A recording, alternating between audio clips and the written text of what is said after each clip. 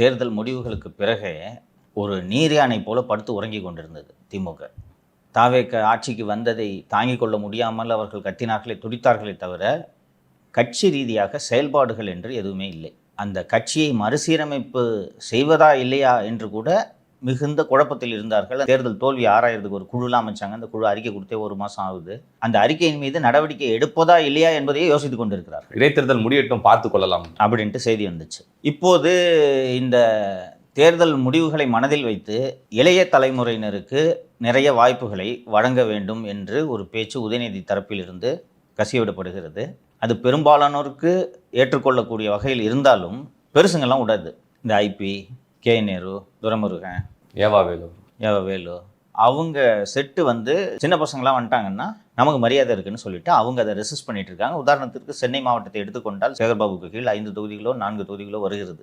6 தொகுதிகள் 6. அதை குறைச்சி ஒவ்வொரு மாவட்ட செயலாளரின் கீழும் 2 தொகுதிகள் மட்டும் என்றுதான் அந்த மறுசீரமைப்பு பரிந்துரைத்திருந்தது. சேகர்பாபு அதெல்லாம் பண்ணக்கூடாதுன்னு சொல்லிட்டு வச்சுக்கிட்டு இருந்தார். இப்போது இந்த உதயநிதியின் கைது மற்றும் விடுதலை சம்பவம் உதயநிதியின் கரத்தை கட்சிக்குள் வலுவடைய செய்திருக்கிறது.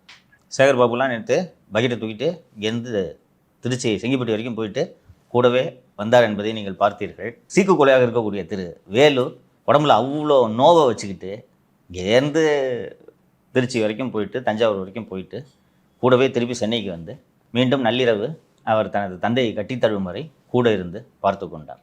இப்போது உதயநிதிக்காக அந்த கட்சியில் ஒவ்வொருவரும் குரல் கொடுத்தாக வேண்டிய கட்டாயத்திற்கு தள்ளப்பட்டிருக்கிறார். வேறு வழியே இல்லை. சபரீசனே போயிட்டாரு சார். சபரீசன் போயிட்டாரு. சபரீசனுக்கும் அந்த அந்த வீட்டுக்குள்ளேயே வந்து ஒரு அதிகார போட்டி இருக்கிறதுக்கு வந்து சபரீசன், கனிமொழி, அதுக்கப்புறம் உதயநிதி தான் சொன்னாங்க. அப்படிப்பட்ட சபரீசனே போயிட்டாருன்னா வந்து அந்த குடும்பத்துக்குள்ளே அவரோட கை. ஸோ ஒரு குடும்பமும் சரி கட்சியும் சரி ஒரு சாலிட் ஃப்ரண்ட்டை காட்ட வேண்டிய நெருக்கடிக்கு ஆளாக்கப்பட்டிருக்கிறார்கள். ஸோ கட்சியும் வந்து போகிற வழி பூரா ஆட்களை சேர்த்து ஆர்ப்பாட்டம் நடத்துவது, காவல்துறையின் வாகனங்களை மறிப்பது அப்படின்ற வேலையெல்லாம் ஈடுபட்டார்கள். தஞ்சை கிழக்கு காவல் நிலையத்திற்குத்தான் உதயநிதி அழைத்து வரப்போகிறார்கள் என்பதை உணர்ந்து ஆயிரக்கணக்கான திமுகவினரை அங்கே கூட்டி விட்டார்கள்.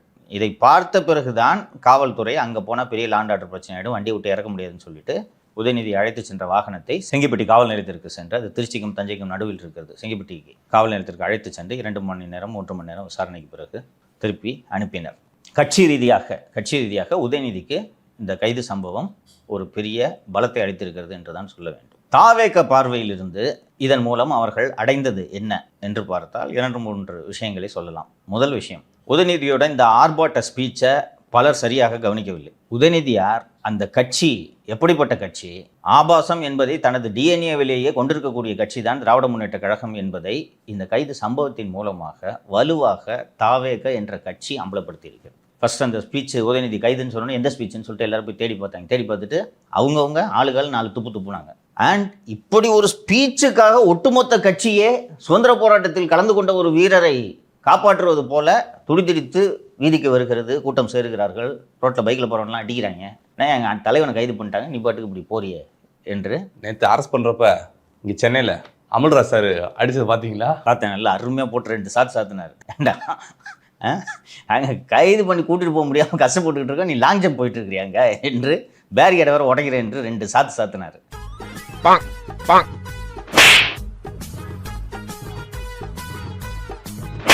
அரசியல் ரீதியாக இவர்கள் திமுகவை மக்களிடையே மேலும் அம்பலப்படுத்தி இருக்கிறார்கள் என்றுதான் நான் பார்க்கிறேன். சரி, அந்த கைதுக்கு பிறகாவது உதயநிதி நாங்கள் அப்படிப்பட்டவர்கள் இல்லை என்று ஏதாவது பேசுவார் என்று நான் எதிர்பார்த்தேன். அங்கே செங்கிப்பட்டியிலிருந்து திருச்சிக்கு வந்துட்டு திருச்சி விமான நிலையத்தில் பேசும்போது முதல்வரை ஓடுகாலி முதல்வர் என்று விமர்சித்தார். கவனிச்சிருப்பீங்க நீங்கள். இங்கே 2 பேருமே கிராமப்புறத்தை சேர்ந்தவர்கள் தான். ஓடுகாலின்றது யாரப்போ சொல்லுவாங்க இல்லையா? அது ஒரு பெண்கள் குறித்த வசை சொல், அதுவும் ஒழுக்கக்கேடான பெண்களை குறித்து பயன்படுத்தக்கூடிய ஒரு சொல். ஓடி போயிட்டார் சிஎம்னு சொல்லிட்டு போங்க. இந்த வார்த்தையை ஏன் பயன்படுத்துகிறீங்க? 1. 2, எனக்கு பொண்ணு இருக்குது, எனக்கு கல்யாணம் ஆகிடுச்சு, என் மனைவியுடன் தான் நான் வசிக்கிறேன், எங்கள் அப்பா அம்மா என்ன அப்படி வளர்க்கல, என் குடும்பம் அப்படிப்பட்ட குடும்பம் இல்லை, எனக்கு ஒரு தங்கை இருக்குது, எல்லாம் இதையெல்லாம் சொல்கிறாரே தவிர நான் பேசுனது தப்பு தாங்க, மன்னிச்சிருங்க, முடிஞ்சு போச்சா, பெரிய மனுஷனாக இருப்பார் இல்லையா? அது வரல.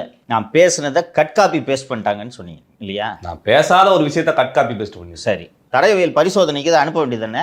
நீங்களே எடுத்து அதை போடுங்க, உங்கள் ட்விட்டர் ஹேண்டில் போடுங்க, இதாங்க நான் பேசுனதுன்னு போடுங்க. அப்போது உதயநிதிக்கு தமிழகத்தில் இருக்கக்கூடிய 8 கோடி மக்களும் முட்டாள்னு ஒரு எண்ணம் இன்னும் இருக்கிறது இல்லையா? ஸோ இவர்கள் இப்படிப்பட்டவர்கள் தான் என்பதை இந்த சம்பவம் அம்பலப்படுத்தி இருக்கிறது. இப்படி அம்பலப்படுவதற்கு இந்த கைது தேவையாக இருந்திருக்கிறது. திருப்பி அது பேசினாரு, அப்புறம் வார்த்தை பயன்படுத்தினாரா, அதுக்கு பிறகு எந்த இடத்துலையும் ஆமாங்க தப்பாக பேசிட்டேங்க, ஸ்லிப் ஆகிடுச்சுங்க, முடிஞ்சு போச்சு, வரல, எங்கள் அப்பா அம்மா என்னை அப்படி வளர்க்கல அப்படின்னா உங்கள் அப்பா அம்மா அப்படி தான் உன்னை வளர்த்துருக்காங்க. சொல்லக்கூடாதுன்னு பார்க்குறேன். இல்லைப்பா வேற என்னப்பா சொல்லுப்பா நீ. இல்லை அவங்க தாத்தா காலத்துலேருந்தே அப்படி தான். அப்படித்தானே இருக்கு. உங்கள் குடும்பமே அப்படிப்பட்ட குடும்பம், அப்படி தான் சொல்லி ஆகணும், வேற வழி இல்லை. ஃபர்ஸ்ட் வாட்டி 2019 பொதுத் தேர்தலில் போய் சவுத் மெட்ராஸ் கேண்டிடேட்டுக்கு பிரச்சாரம் பண்ணுன்னா அப்போ போய் இவங்களுக்கு ஓட்டு போட்டால் அழகான எம்பி கிடைப்பாங்க, நீ பேசி அறிவு இருக்கா உனக்குன்னு நீங்கள் கேட்டிருந்தீங்கன்னா கால் நடுவில் பூந்து எடப்பாடி முதல்வரானாருன்ட்டு நீங்கள் பேச மாட்டீங்க. அதுக்கப்புறம் மீட்டிங்கில் பேசினாரா? நீங்கள் எப்படி சீட்டு வாங்கி கொடுத்தீங்க சேப்பாக்கத்தில்? பாமக கூட செட்டிங்கை போட்டு திருவல்லிக்கேணியை பாமகவை கேட்க வச்சு பிரசாந்த் கிஷோர் போட்டி போட வேணாங்க உதயநிதினு சொல்கிறாரு, செல்லை சுவிட்ச் ஆஃப் பண்ணிட்டு போகிற கோச்சுக்க கூடாதே என்று கூப்பிட்டு சேப்பாக்கத்தில் கொடுக்க சொல்லுங்கள். எவனோ பீகார்கள்லேருந்து வந்தவன் வந்து நம்ம பிள்ளைய போட்டி போடக்கூடாதுன்ட்டு எப்படி சொல்கிறது என்று அந்நியார் கோபப்பட்ட பிறகு அப்படித்தான் இவருக்கு சீட்டு கிடைத்தது. உங்கள் அப்பா அம்மா அப்படி தான் வளர்த்துருக்காங்க அவங்கள. இது தவறு என்று நீங்கள் சிறு வயதிலேயே திருத்தப்பட்டிருந்தால் இப்போது இப்படி பேசிவிட்டு அதை நியாயப்படுத்த மாட்டீர்கள். ஏனென்றால் உங்கள் குடும்பத்தில் யாருக்குமே இது தவறு இல்லை. உங்கள் தாத்தாவோட வரலாறுலாம் எடுத்தோன்னா இந்த ஷோ கன்றாவியான ஷோவாக மாறிடும். அதனால் நான் பேசாமல் இத்தோடு நிறுத்திக் கொள்கிறேன். அதனால் உங்களுக்கு இன்னைக்கு இந்த மொமெண்ட் வரைக்கும் இது தவறுன்னு தெரியல. ஆபாச பேச்சுகளையும் இரட்டை அர்த்த பேச்சுகளையும் இந்த சமூகம் ஒதுக்க தொடங்கிவிட்டது, இந்த சமூகம் ஏற்றுக்கொள்வதில்லை அப்படின்றதே உங்கள் மண்டையில் இன்னும் ஏறல. தலைமுறை மாறுது இல்லை சார்? மாறுது, எவால்வ் ஆகிட்டே இருக்கோம்ல.